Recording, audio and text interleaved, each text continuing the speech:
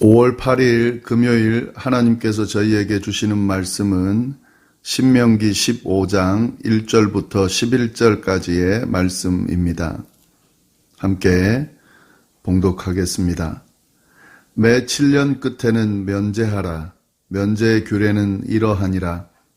그의 이웃에게 구워준 모든 체주는 그것을 면제하고 그의 이웃에게나 그 형제에게 독촉하지 말지니 이는 여호와를 위하여 면제를 선포하였음이라. 이방인에게는 내가 독촉하려니와 내 형제에게 구워준 것은 내 손에서 면제하라. 내가 만일 내 하나님 여호와의 말씀만 듣고 내가 오늘 내게 내리는 그 명령을 다 지켜 행하면 내 하나님 여호와께서 내게 기업으로 주신 땅에서 내가 반드시 복을 받으리니 너희 중에 가난한 자가 없으리라. 내 하나님 여호와께서 내게 허락하신 대로 내게 복을 주시리니 내가 여러 나라에 구워줄지라도 너는 구지 아니하겠고 내가 여러 나라를 통치할지라도 너는 통치를 당하지 아니하리라.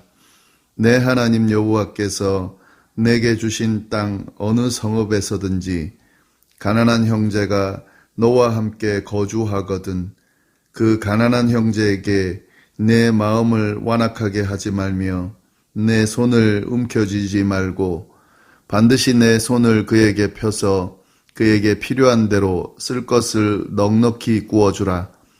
삼가 너는 마음에 악한 생각을 품지 말라.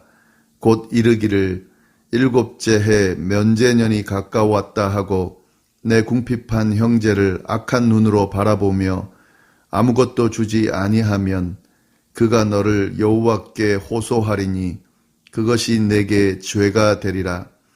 너는 반드시 그에게 줄 것이요 줄 때에는 아끼는 마음을 품지 말 것이니라. 이로 말미암아 내 하나님 여호와께서 내가 하는 모든 일과 내 손이 닿는 모든 일에 내게 복을 주시리라.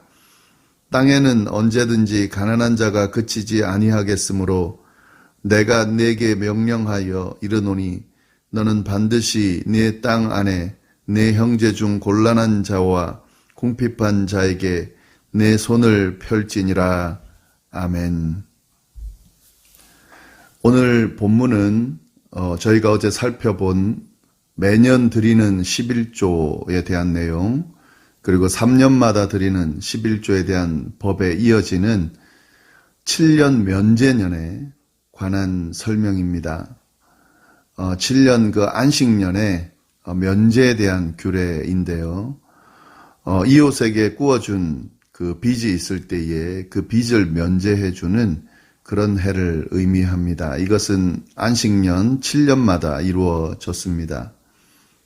1절 말씀 매 7년 끝에는 면제하라 이렇게 되어 있는데 그 말이 그 의미입니다. 이웃에게 구워준 빚이 있을 때에 7년이 되는 끝에는 면제를 해라 하는 그런 규례입니다. 이러한 면제년에 대한 규례는 2절부터 자세하게 설명하고 있는데요. 2절 보시면 면제년에 면제 규례는 이러하니라. 면제에 대한 규례가 이러하다. 면제의 성격이나 내용이 나오는데요. 그의 이웃에게 구워준 모든 체주는 채권자를 이야기하는 거죠. 그것을 면제하고 그의 이웃에게나 그 형제에게 독촉하지 말아라. 매 7년이 되면 그 구워졌던 그 것들을 독촉하지 말고 아예 면제를 해줘라 하는 규례를 이야기하고 있습니다. 이런 면제에 대한 규례는 누구를 위한 것이냐면 그 뒤에 보면 이는 여호와를 위하여 면제를 선포하였음이라. 여기서 이제 빚을 면제해주는 이 면제년의 규례가 하나님 때문이다라고 하는 사실을 알 수가 있는데요. 이 하나님께서는 빚으로 고통받는 그 사람들에 대해서 관심이 많으시고 그들이 더 이상 고통받지 않도록 빚으로 인해서 어려움을 겪는 사람들을 해방시켜주는 그런 법적 규례를 정하시고 명령하고 계신 겁니다. 이처럼 이 가난한 사람들, 빚으로 인해서 힘들어하는 사람들, 이 사람들을 위한 이 법이 바로 면제년 규례다, 이렇게 생각하시면 되겠습니다. 여기서 주의할 부분은 이 면제년에 대한 규례가 이스라엘 동족에게만 적용되는 것이고요.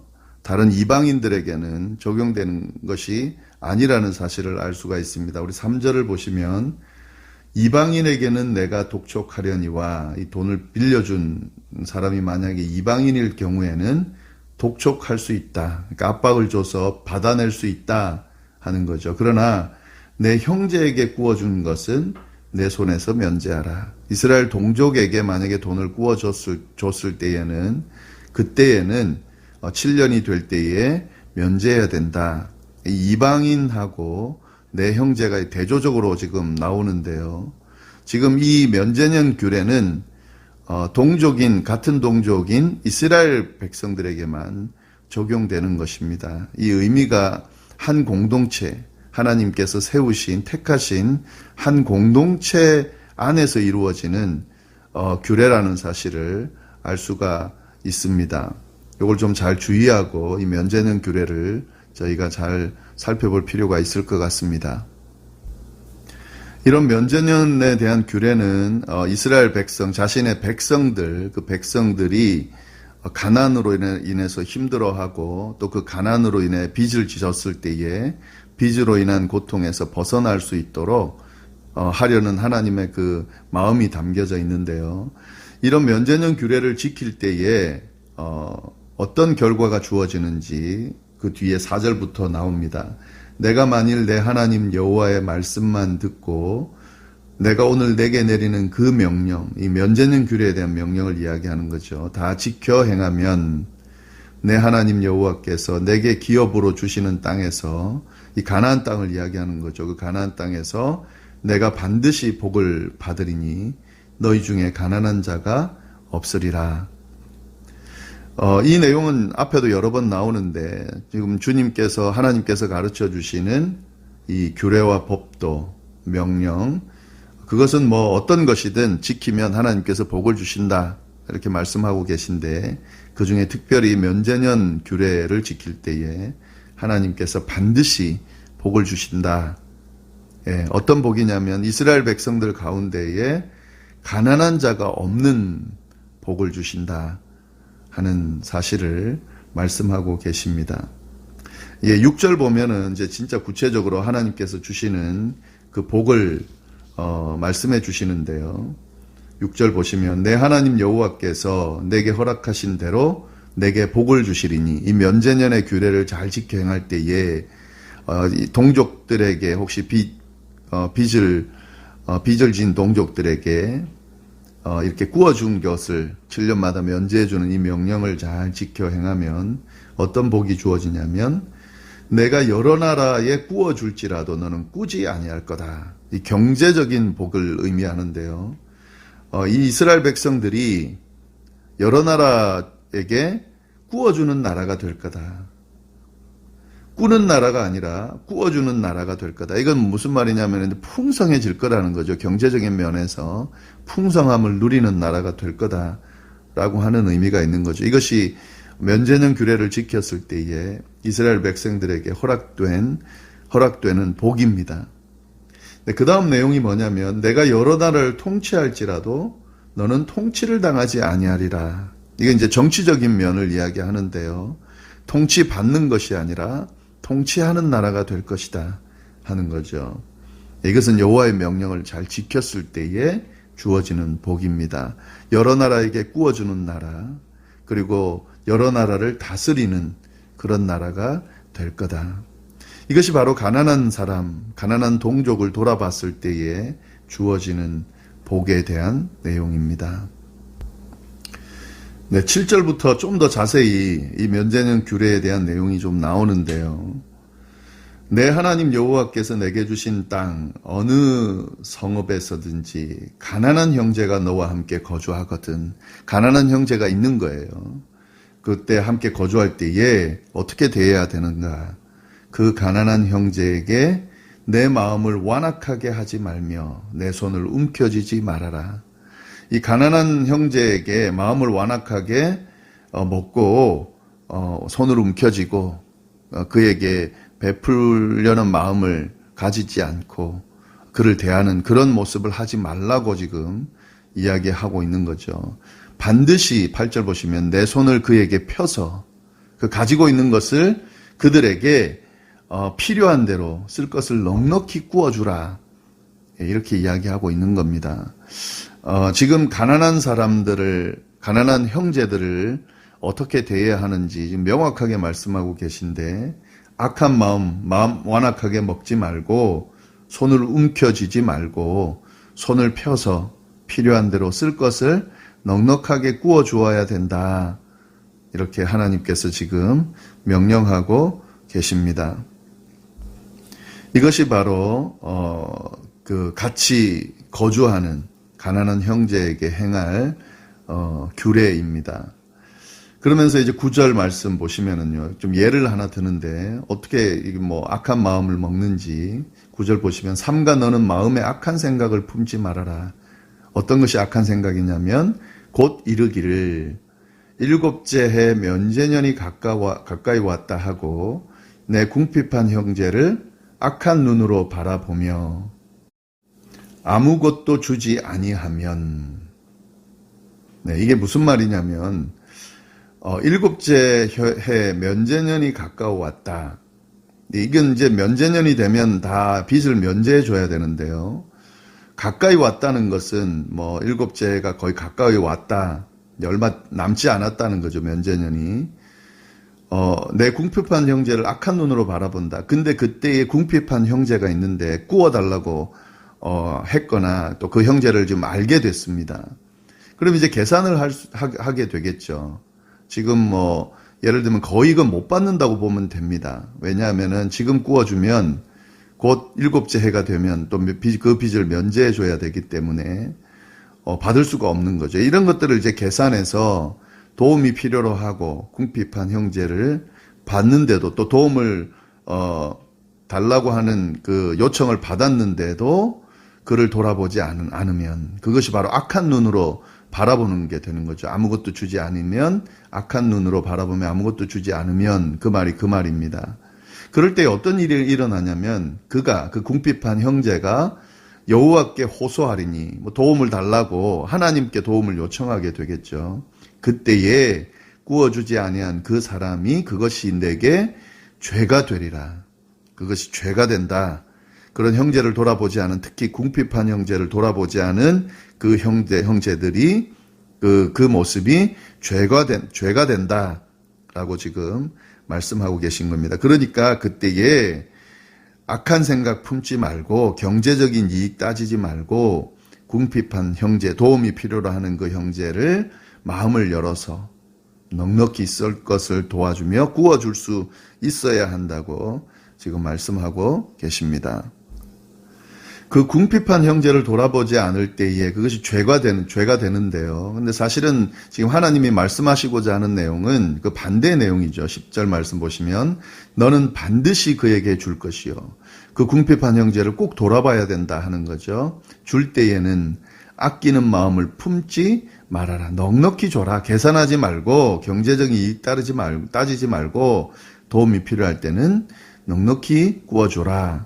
이로 말미암아 이러한 행동을 함으로 말미암아 내 하나님 여호와께서 내가 하는 모든 일과 내 손이 닿는 모든 일에 내게 복을 주시리라. 이것이 복 받는 비결이다 라고 지금 하나님께서 이 규례를 말씀하시면서 확실하게 말씀하고 계신 겁니다. 하나님께서 이 가난한 형제들을 어떻게 생각하시는지, 어떤 마음을 품고 계신지가 잘 드러나는 그런 규례라고 볼 수 있습니다. 11절 말씀 보시면 땅에는 언제든지 가난한 자가 그치지 아니하겠으므로, 이 가난한 자는 언제든지 그치지 않는다. 그래서 내가 내게 명령하여 이르노니 너는 반드시 내 땅 안에 내 형제 중 곤란한 자와 궁핍한 자에게 내 손을 펼칠지니라. 하나님의 백성으로서의 이 공동체를 이루어간다는 것이 얼마나 중요한지, 또 그 공동체를 세울 때에 어떤 부분이 필요한지에 대한 내용들이 쭉 나오는데요. 특별히 이 가난한 자들, 도움이 필요로 하는 자들을 어떻게 대하고 그들과 더불어 살아갈 것인지에 대한 규례가 오늘 본문에 나옵니다. 공동체의 일원으로서 가난한 자를 돌아보고 함께 나누면서 그렇게 공동체를 잘, 하나님의 백성으로서의 공동체를 잘 세워가야 된다는 말씀인 거죠. 근데 여기서 지금 저희가 주목해야 될 부분은 이걸 나눈다고 하는 것이 쉽지는 않겠죠. 그러나 이 나누기 위해서 꼭 생각해야 될 것은 이 가나안 땅 자체가 하나님으로부터 주어진 겁니다. 그러니까 하나님께서 주신 도움도 없이 혼자서 다 일궈낸 그것을 나누고 억지로 빼앗는 그런 지금 말씀이 아니라, 하나님께서 주신 이 가나안 땅에서 하나님께서 주신 것을 나누라고 하는 그런 의미가 있는 거죠. 결국에는 하나님의 것을 나누는 겁니다.